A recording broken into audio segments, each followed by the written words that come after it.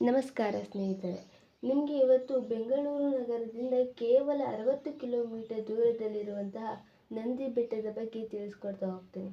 ಮೊದಲು ಇದರ ಇತಿಹಾಸ ನೋಡೋಣ. ನಂದಿ ಬೆಟ್ಟವನ್ನು ಆನಂದಗಿರಿಧಾಮ ಎಂದು ಕೂಡ ಕರೆಯಲಾಗುತ್ತಿತ್ತು.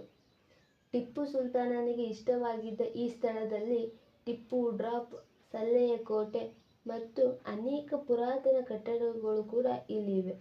ಇಲ್ಲಿಯ ದೊಡ್ಡ ನಂದಿಯ ಪ್ರತಿಮೆ ಈ ನಂದಿ ಬೆಟ್ಟಕ್ಕೆ ಹೆಸರಿನ ಮೂಲವಾಗಿದೆ. ಈ ನಂದಿ ಬೆಟ್ಟದ ಸೂರ್ಯೋದಯ ಅಂದರೆ ಅದ್ಭುತ ಅಂತಲೇ ಹೇಳ್ಬೋದು. ಇಲ್ಲಿಯ ಮಂಜಿನ ಮಳೆ, ಗಾಳಿ, ಹಸಿರು ಅರಣ್ಯ ಇವಕ್ಕೆ ಭೇಟಿ ಕೊಟ್ಟವರ ಮನಸ್ಸನ್ನು ಸೆಳೆಯುತ್ತದೆ. ಈ ನಂದಿ ಬೆಟ್ಟದಲ್ಲಿ ನೋಡಲೇಬೇಕಾದಂತಹ ಸ್ಥಳಗಳು ಅಂತ ಅಂದರೆ sunrisers view point, Tipu drop, Amrita Sarovara, Yoganandishwara ದೇವಸ್ಥಾನ, ಬ್ರಹ್ಮಾಶ್ರಮ ಗುಹೆ ಇಲ್ಲಿ ನೋಡಲೇಬೇಕಾದಂತಹ ಸ್ಥಳಗಳಾಗಿವೆ. ಇಲ್ಲಿಗೆ ಹೇಗೆ ಹೋಗಬೇಕು ಅನ್ನೋದೇನಾದ್ರು ಡೌಟ್ ಇದ್ದರೆ ಬೆಂಗಳೂರು ನೆಕ್ಸ್ಟ್ ನಿಮಗೆ ಸಿಗೋದು ದೇವನಹಳ್ಳಿ, ಅದರ ನಂತರ ನೀವು ಹೋಗೋದೇ ನಂದಿ ಬೆಟ್ಟಕ್ಕೆ.